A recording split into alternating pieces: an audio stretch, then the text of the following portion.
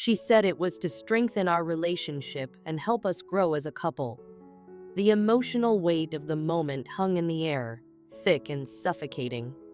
I stood there, my heart aching, trying to process the flood of emotions that had just come crashing over me. I looked at my wife, the woman I had spent the last 17 years of my life with, the woman I thought I knew inside and out. How could she do this? How could she make such a monumental decision without even giving me the decency of a conversation? I felt my anger rising, my hands trembling as I struggled to keep my composure. "You thought I'd be okay with this?" I asked again, my voice cutting through the silence. "After all these years, you thought I'd be okay with you sleeping with someone else, without even talking to me about it first?" She was still crying, her shoulders shaking as she pleaded with me. "I thought we could handle it," she said, her voice barely above a whisper. "I thought we could talk about it, eventually. But I just wanted to experience something different. I needed something more." Something more?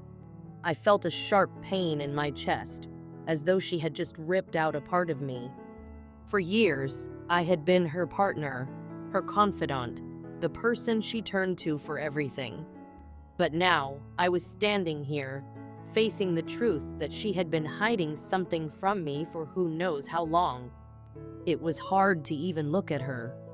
The trust that we had built, brick by brick, over nearly 2 decades had just crumbled in an instant. I ran my hand through my hair, trying to make sense of it all. "So, this is what you've been doing all along?" I asked, my voice thick with disbelief. "You've been seeing this guy, and you didn't think to talk to me about it? You didn't think to ask if I was okay with it?" "I didn't want to hurt you," she said again, her voice filled with guilt. "I didn't want to push you away, but I thought maybe if I brought it up, you'd be upset, and it would cause problems. I didn't want to risk losing everything we have, and yet, here we were." I had never felt so lost in my life. Everything we had built, our family, our business, our shared dreams, suddenly seemed like a distant memory, a facade that had been hiding something much darker. The thought of her with someone else, of her needing someone else, gnawed at me. It felt like a betrayal not just of our marriage, but of everything I had believed about our life together. "I don't know who you are anymore," I said, my voice shaky, but resolute. "You've made decisions without me. You've broken our trust, and now you want me to just forgive you? To pretend like everything is fine? I don't expect you to forgive me right away," she said, her voice barely audible. I just wanted to be honest with you. I didn't want to keep lying." At that moment, I felt a surge of anger rise within me. "Honest? Honest?" I repeated, my voice rising. "You've been lying to me for who knows how long, and now you think telling me this is honesty? You've been sleeping with another man behind my back, and now you want to act like we can just have a conversation and fix this?" She looked down, ashamed, and I could see the tears in her eyes. "I'm sorry. I really am. I never wanted to hurt you." But the words felt hollow. I couldn't just forgive her, not after everything she had done. I thought about the life we had shared, the years we had spent together, building a home, raising our daughter. I thought about the trust we had built, and how she had destroyed it in an instant. "I can't do this," I said, my voice trembling with emotion. "I don't know if I can even look at you the same way again. You've shattered everything." She reached out to me, but I took a step back, my chest tight with emotion. "Please don't touch me," I said, the words coming out more harshly than I intended. "You've crossed a line, and I can't just pretend it didn't happen. You've broken my trust in a way I don't think I can ever fix." I never meant to hurt you, she repeated, her voice barely above a whisper. I never wanted things to get like this. Well, they have, I shot back, my voice filled with bitterness. You've made your choice, and now you have to live with the consequences. For a moment, there was silence between us. I felt the weight of the years we had spent together crashing down on me, the pain of betrayal cutting deeper than anything I had ever felt before. The thought of our daughter, of how this would affect her, twisted my heart. I couldn't stay in a marriage built on lies, on secrets. Not anymore. I want a divorce, I said firmly, my voice leaving no room for negotiation. I can't continue living like this. I can't be with someone who doesn't respect me enough to communicate openly. Her face crumpled as the tears flowed freely now. Please, don't do this. I love you. I never meant for this to happen, but the damage was done. Her love, her apologies, none of it mattered now. I had given everything to this marriage, and she had betrayed me in the worst way possible. I had no more words to say. The decision had been made, and there was no going back. As I walked out of the room, leaving her behind, I felt a strange sense of emptiness. The future I had envisioned for myself, the life with her, with our daughter, our business, had crumbled before my eyes. I didn't know what the next steps would be, or how I was going to navigate the painful process of divorce. But I knew one thing for certain. I couldn't stay in a relationship where trust had been broken beyond repair. The journey ahead would be long, but I had to focus on healing, on rebuilding my life. For the first time in a long time, I had to consider what was best for me, even if it meant letting go of the life I thought I knew. I couldn't change what had happened, but I could control how I moved forward. I had been betrayed, but I wasn't going to let that define me. The road ahead was uncertain, but one thing was clear. I was done living a lie. And whatever came next, I would face it head on, stronger than before. I'm leaving, I said, the words tasting bitter as they left my mouth. My hands were shaking as I gathered my things, shoving clothes into a duffel bag that felt far too light for the weight of the decision I was making. I'll be at a motel. We'll figure out the details later, but I need some space to think. The words felt hollow, almost like I was speaking someone else's truth. This wasn't who I was supposed to be. This wasn't the life I had imagined for myself. And yet, here I was, telling the woman I had shared my life with, the mother of my child, that I needed to get away. The suffocating tension in the air was almost unbearable. I could barely catch my breath as I turned away, leaving the resort behind. The place we had spent so many weekends together, laughing, building memories, now felt like a mausoleum of everything that had gone wrong. I drove aimlessly, not knowing where I was going, just needing to escape. I needed a moment of peace, a place where I could think clearly without her constant presence haunting me. The motel I found was the kind I used to avoid, the kind that felt like the last place a person would end up. But right now, it felt like the only place I could hide.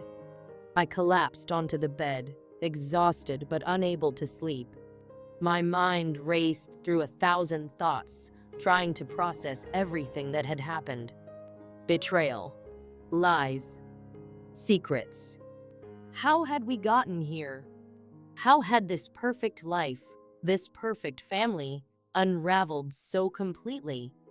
I had spent years investing in this marriage, in us. And now it felt like the rug had been pulled out from under me. The events of the night before ran through my mind over and over again, like an endless loop I couldn't escape. My wife had confessed to me after I had found the text messages on her phone, the ones she had tried so hard to hide that she had been seeing someone else. For months, I had never felt so blindsided in my entire life. I had trusted her, loved her, and she had thrown it all away for a man I didn't even know. And the worst part? She had been lying to me the entire time, making excuses, manipulating me into thinking that everything was fine when it was anything but. The next morning, I woke up with a heavy heart. The sunlight streamed through the motel curtains, but it did little to lighten the dark cloud hanging over me. I felt like I was suffocating in a world I no longer recognized. Every decision I had made, every moment I had spent with her, felt like a lie. I spent the day trying to come to terms with everything that had happened. My mind was in turmoil, but the one thing that was clear was that I couldn't stay in this place of uncertainty. I couldn't keep pretending that everything was okay when I knew it wasn't. People close to me started reaching out. Friends, family members. They offered advice, some of it well-meaning, some of it misguided. Some told me to go back home, face my wife, and try to fix things. Maybe there was still a chance to salvage our marriage, they said. Others, those who had seen the toll this had taken on me, said I should cut my losses, leave her for good. She had crossed a line, they said, one that couldn't be uncrossed. And as much as I hated to admit it, part of me agreed. But another part of me, the part that still wanted to believe in love and second chances, couldn't just let go that easily. Was there hope left? Could we rebuild what had been shattered? I wrestled with my emotions all day, and by the time the sun set, I knew what I had to do. I couldn't stay in this limbo any longer. I had to make a choice. I needed to face her, face the mess we had become, and take control of my life again. So, despite everything, I decided to go back home. When I walked through the door, it hit me harder than I expected. The silence was deafening. The house that once felt warm and full of life now felt cold, foreign. It wasn't the place where I had built a life with my wife and daughter. It was just a building, empty of love. I called out her name, but there was no response. I could feel her presence in the house, but I didn't want to see her. Not yet. I needed to gather my strength, to prepare for what was coming next. I found her sitting on the couch, her face tear-streaked, her hands wringing together as though she were waiting for something, anything, to make things better. When she saw me, she stood up. The words were already forming on her lips, but I cut her off before she could speak. "It's my house," I said, my voice firmer than I felt. "You're the one who messed up. You're the one who opened up our relationship without my consent. You need to go." I watched her face crumble, the shock and hurt in her eyes as if she couldn't believe what she was hearing. She opened her mouth to argue, but I wasn't having it. I had heard enough lies. I had allowed myself to be manipulated for too long. She stood there for a moment, struggling to find the right words, but nothing she said could fix what had been broken. She finally spoke, her voice shaking. "I don't have anywhere to go, please. Don't do this. I know I messed up, but we can fix it. We can work through this, I swear." I didn't budge. I wasn't swayed by her pleas anymore. This wasn't a moment where I could give in, where I could give her another chance. She had made her choice, and now she would have to face the consequences. I had spent years protecting her, making excuses for her, trying to believe in something that wasn't real. But now I saw the truth clearly, and I couldn't ignore it any longer. "I already booked a hotel room for you," I said. "I can't let you stay here. Pack your things and leave." The fight drained out of her as she stared at me, unable to argue anymore. She slumped, defeated, and started gathering her things. I felt nothing. I had expected anger, frustration, a sense of betrayal, but all I felt was numb. This was it. Our marriage was over. I couldn't go back. As she packed, I thought about the years we had spent together. The good moments, the bad moments, the quiet ones where we just existed beside each other, content in the routine. I had tried to hold on to those memories, to convince myself that they meant something, but now they felt hollow. I realized then that no matter how hard I tried, I couldn't force myself to forget what had happened. I couldn't unsee the truth. The door closed behind her with a finality that echoed in my heart. She was gone, and as the silence settled over the house, I felt both lighter and heavier at the same time. This was the end, and there was no going back. The next morning, my daughter came to me, sensing something was wrong. She ran to me, wrapping her little arms around my waist. "It's okay, Dad," she said softly. "You don't have to be sad. We'll be okay." And in that moment, something inside me broke. I had always prided myself on being the strong one, the protector, the one who could hold it all together. But now, with my daughter's words, I realized that it was okay to let go. It was okay to feel vulnerable. I wasn't perfect. I was just a father, just a man trying to navigate the mess of life. I started crying. It was the first time I had ever cried in front of her, and I wasn't ashamed. I needed to cry. I'm writing this now, on my lunch break, because I need to process everything that has happened. After work, I'll be meeting with a divorce lawyer. This is a hard decision, one that I never thought I'd have to make, but I know it's the right one. Our marriage is over, and it's time for me to move on. There's no more hope, no more second chances.